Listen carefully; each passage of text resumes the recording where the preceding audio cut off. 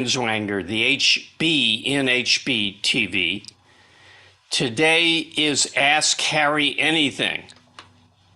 Unfortunately, the last time we did this, I was sort of stumped by a couple of questions which were outside my field, but I think we're covered for today's question and answers. The first one is about Sheldon Cooper from The Big Bang Theory, because I talked about the show Young Sheldon last time on HBTV, and this is left over. The question is Sheldon mostly, quote, selfish, quote, or mostly selfish, no quotes? I think what the questioner must be getting at is Sheldon Cooper, the character, what the wrong idea of selfishness that's in the culture, or is he the kind of rational selfishness that we advocate, we who subscribe to Ayn Rand's philosophy? And I would say he's mostly selfish in the proper sense, except he lacks all social skills, and he functions by rituals such as bringing a guest a hot beverage if they're feeling bad. He is almost autistic. He doesn't know how to read people's emotions, and he has no social skills. But aside from the comedic exaggerations, I think he is concerned. He's a man of purpose, reason, purpose, self-esteem. Those are the three cardinal values of the objectivist morality. So I would say, leaving aside certain comedic exaggerations, yeah, I think he is selfish in the proper sense. But now let me go to an epistemological question. Don't ever put a proper concept that's been misused in scare quotes like that. I know you're just doing it for a question, so you get a free pass. But for those of you who are advocates and exponents of objectivist philosophy, there's a stage where you go through, where you say, well, he's really selfish in the other sense, in the bad sense of the term. And that is a stage that has to be transcended in the Hegelian sense. That's a vestige of holding the wrong conceptualization, because people who are conventionally called selfish aren't. They're selfless. They're self-destructive. Think of Bernie Madoff and Bankman at the latest fraud. These are people who give up their selves. These are people who sacrifice themselves on the idol of money or fame or how much they can impress other people. Peter Keating in The Fountainhead is not, quote, selfish, quote. He is unselfish. Hitler is not, quote, selfish, quote. He's self-destructive, and he ended up killing himself, as had to happen. So do not accept that there are two concepts, selfishness sub one and selfishness sub two, and we favor selfishness sub two, and even though they have different definitions. There is only one concept, the concept of rational selfishness. There's only one proper concept, I should say. And do never, try to get beyond the stage where you're saying, well, is he, quote, selfish, quote? The proper question is Sheldon mostly self-sacrificial or mostly selfish? And I think he's mostly selfish. But other characters like Peter Keating or real life figures who destroy themselves are sacrificing that which is their inner essence, their minds. They are becoming parasites on other people. That's what an exploiter is. An exploiter is someone who thinks he can't demonstrate rational values that he has to offer to other people. And he's probably right. So he attempts to swindle them or force them as a substitute. A substitute for what? A substitute for producing value. For if you produce, like Howard Rourke, produce value, and he was able to find people who could perceive that value. Peter Keating, his antithesis in The Fountainhead, does not produce value. He produces things for show, things to impress, things that he thinks will get him a market and fame and rise in the profession. And he's destroyed by it because he's selfless. So I'm picking on the wording there, but concepts are important. Words are important. They're the way that you deal with reality. They are your link to success, to values. So don't use terms to span both good and evil, which is what selfish, sub one, and don't use the same word. I know you're beyond using the same concept, but don't even use the same word and try and distinguish, well, there's selfish in the bad sense, selfish in the right. No. If you think about it, it's selfish in the proper sense, or self-destructive, self-sacrificial, oriented towards other people, lacking an ego.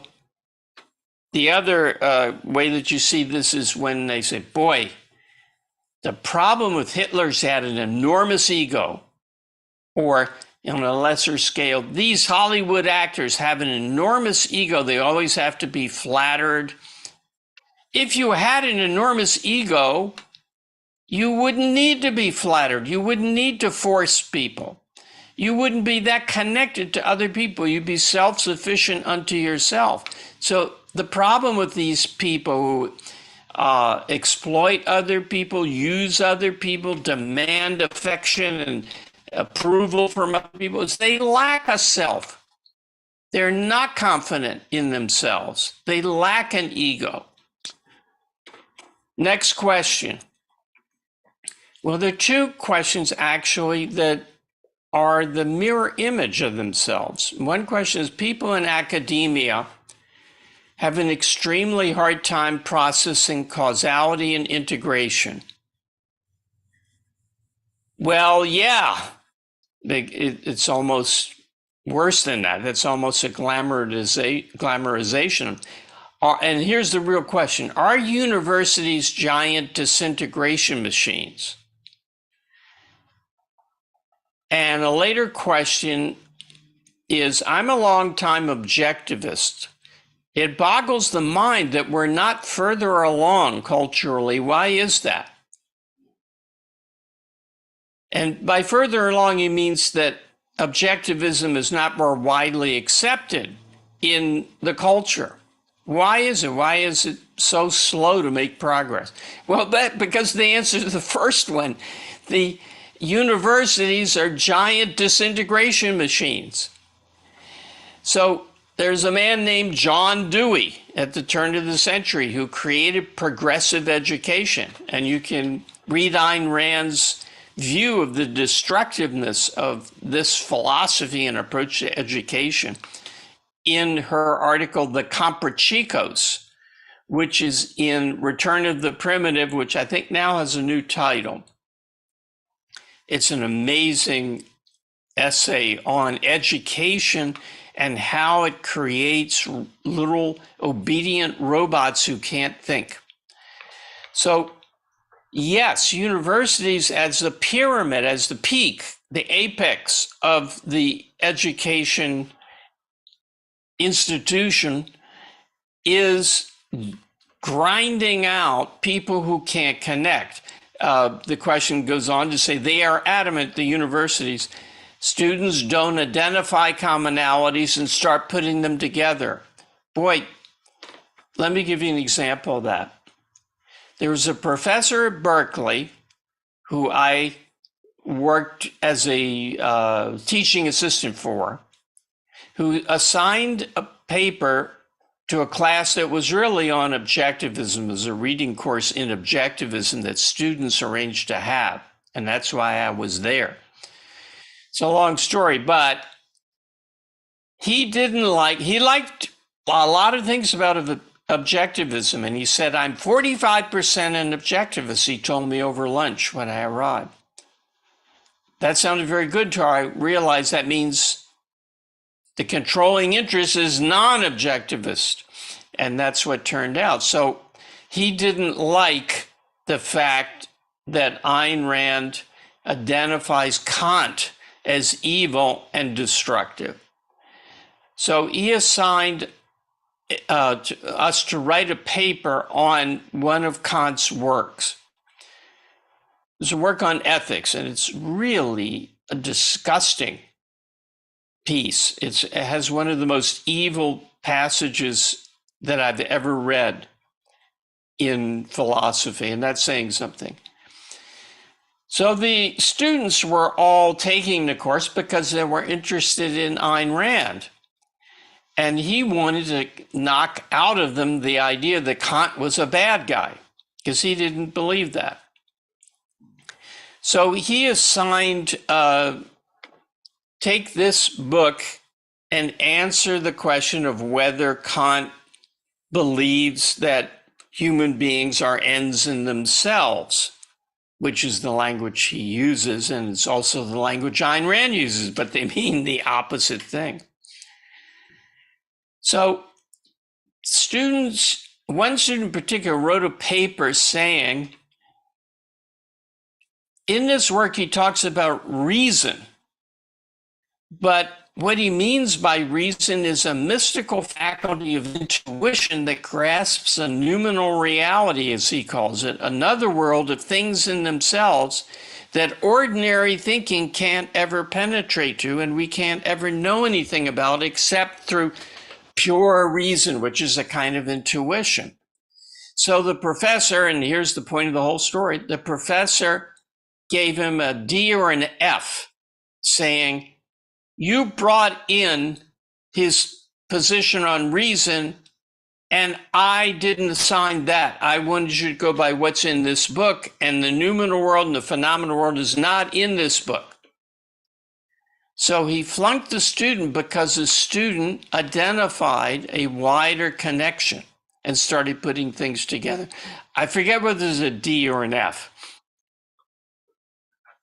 So because the educational system has been in America, has been in the hands of the progressives, not just the political progressives, but the progressives of the look-say method, of social adjustment, of working in groups in grade school rather than working on your own, of teaching citizenship and adjustment to the group as the ideal. Because that has been the American educational system for some 50 or 60 years, modern younger people younger than about 60, are really challenged by abstract ideas.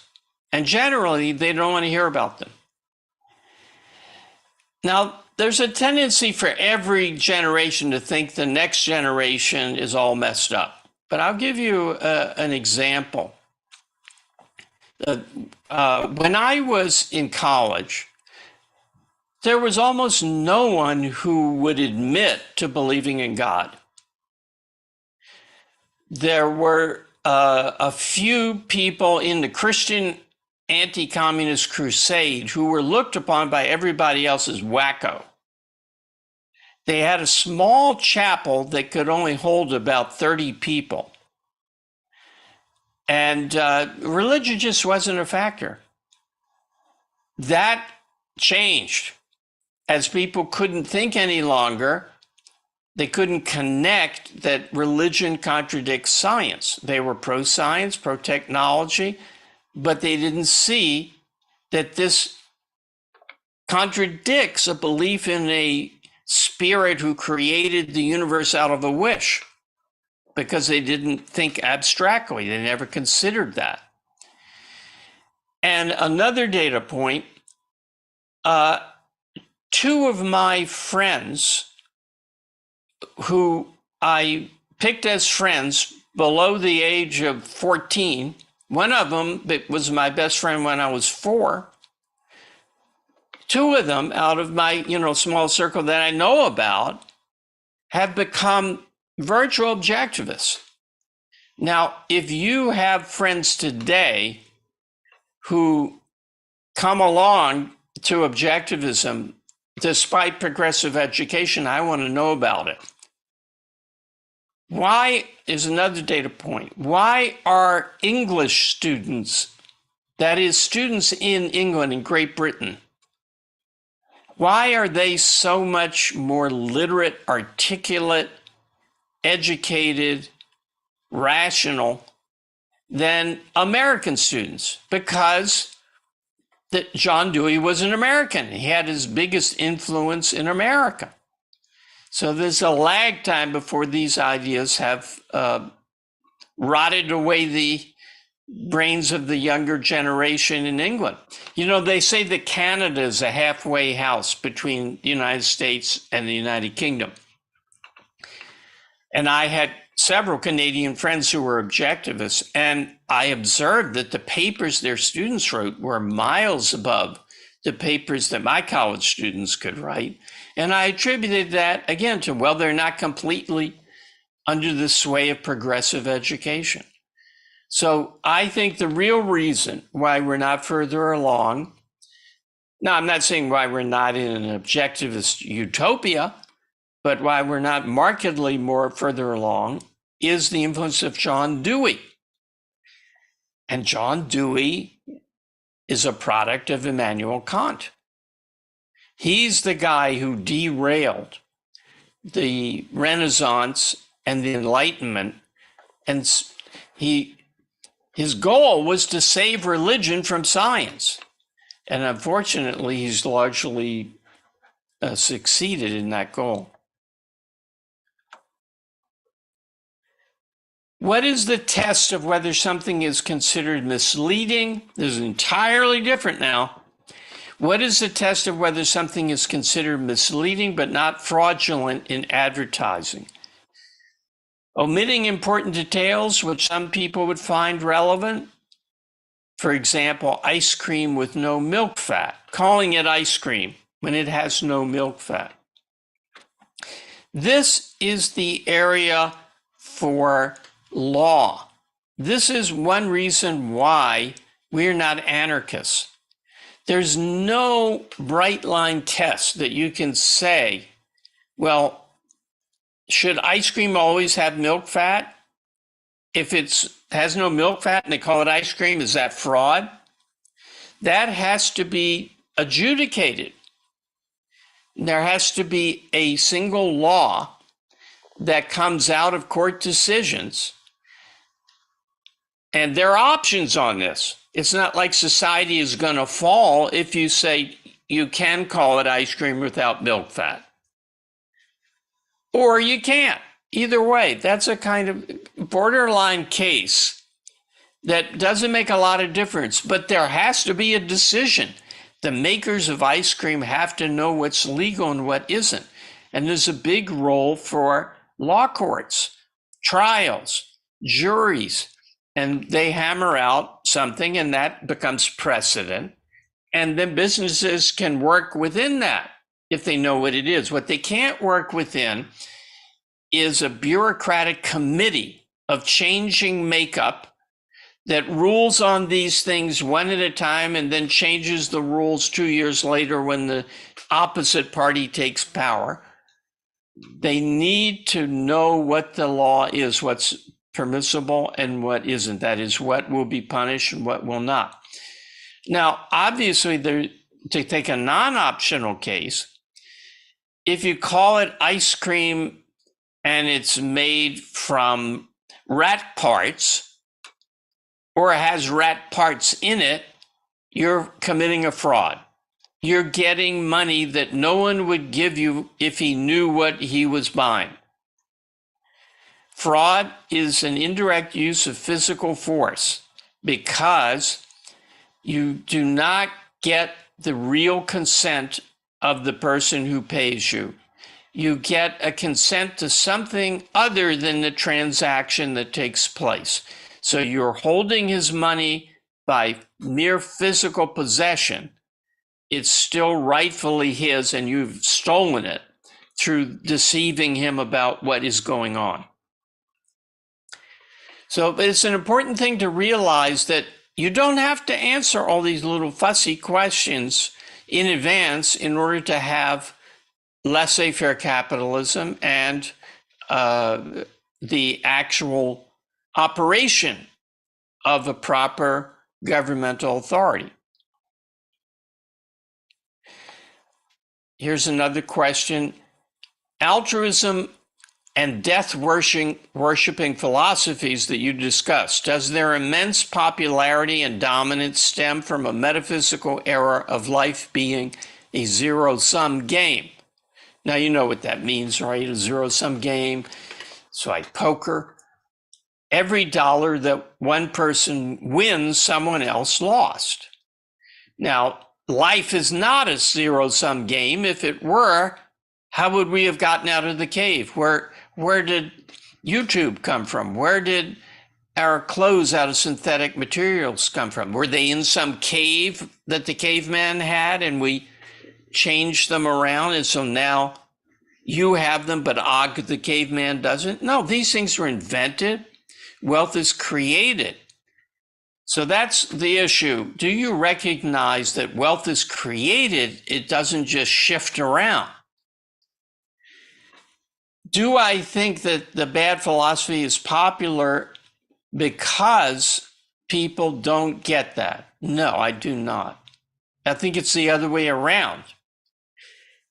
Altruism and death-worshipping philosophies in general, because that's a little wider than altruism, produce the rationalization or the zeitgeist that life is a zero-sum game. If the good is for you to sacrifice to the needy, well then, there's no such thing as value creation, because if we admit it, well, wait a minute, you earned that money, and now you have to turn it over to someone, some bum on the street, just because he needs it. Then the question, why? Why doesn't he earn it? Well, he can't. Why not? Because he's an addict. He's an alcoholic. He's a this, he's a that. He hasn't got the brains. Well, you don't need much brains in a capitalist society to earn your living. You can park cars. You can check coats at a restaurant. You can do a million things that wouldn't exist in the state of nature. So capitalism and wealth make it a lot easier for people who are not particularly able to survive. No, it's not that at all. It's that altruism sets up, either I give away and hurt myself for your sake, or I can hope you will hurt yourself for my sake once in a while. So the terms that altruism operates under is who gives up a value and who gets the value that's given up. That's the center of their universe. So it's altruism that creates the idea that life is a zero-sum game, because otherwise, how could it last for more than a few minutes? I mean, people who believe this, who work in software engineering, yet they know that they think up ideas and ways of coding that save time and money. Is that a zero-sum game? You're writing a program and you get an idea. I can put that into a function, and then I won't have to rewrite that line every time. I can call the function and it will execute faster because it won't have to compile all that. You've just created wealth.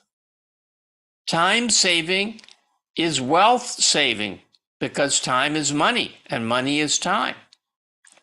That old slogan is true. So people know that they're saving themselves effort all the time. I wonder if my picture is still this camera. Yeah. Sometimes the camera times out. I think I've got that licked. So people in our society, there are people called knowledge workers, right? People bemoan we've lost manufacturing jobs. There's no more assembling line. It isn't really true, but certainly the big companies now, Microsoft, Google, Amazon, so forth, are much more intellectual products. So when you learn something, does that stop someone else from learning it? The fact that you now can go online, oh, I want a new carburetor. Well, they don't have carburetors anymore. I've got a classic car. So I want a new carburetor for my car. I pick up my mouse and Google it, and Amazon delivers it the next day. Is that at the price of somebody else having to wait 2 weeks, whereas before he waited 1 week? No. Life is getting richer for all of us, and it's all around us. So it's the wrong philosophy that creates the rationalization and the emotional attitude. Oh, it's a zero-sum game.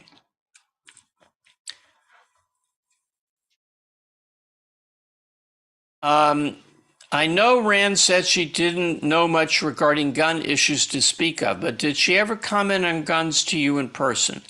No. In your opinion, how do gun laws ownership look in a free society? Well, I'm glad you asked. I was on the fence about this, or actually just didn't care that much for a long time. And then someone pointed out to me the issue is preventive law. The same reason why it's wrong to inspect immigrants at the border to make them prove they're not criminals and not going to parasitize or exploit or use force on Americans. That's wrong because there's no evidence. The same reason why I'm in favor of open immigration, I'm in favor of open gun ownership. Sure, if you've been arrested, convicted, and sent to jail, you don't have the same rights as other people. But the fact that somebody picks up a gun and shoots up a school provides zero evidence that I'm going to do that with my gun. So how can you convict the innocent for the crimes of the guilty or regulate the innocent for the crimes of the guilty? The solution to these shootings does not lie in getting guns away. That's why the schools are shot up, because it's a gun-free zone, or used to be. I think they're changing. So I have definitely moved over to the gun freedom position on epistemological grounds. You need evidence specific to the individual before you can use force against him. Now, this change, I think, is, I would say 2/3 of my life, I just said, well, I don't know, it's an open issue. So it's in the geological time scale, it's relatively recent. Another question.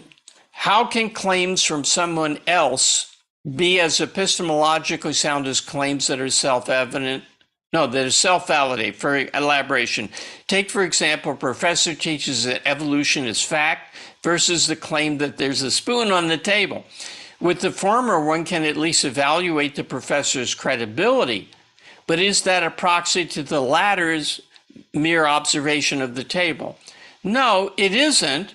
But it's not as bad as you might be making it sound. You don't know. If you just take a course and the professor says evolution is fact, That is not enough for you to know.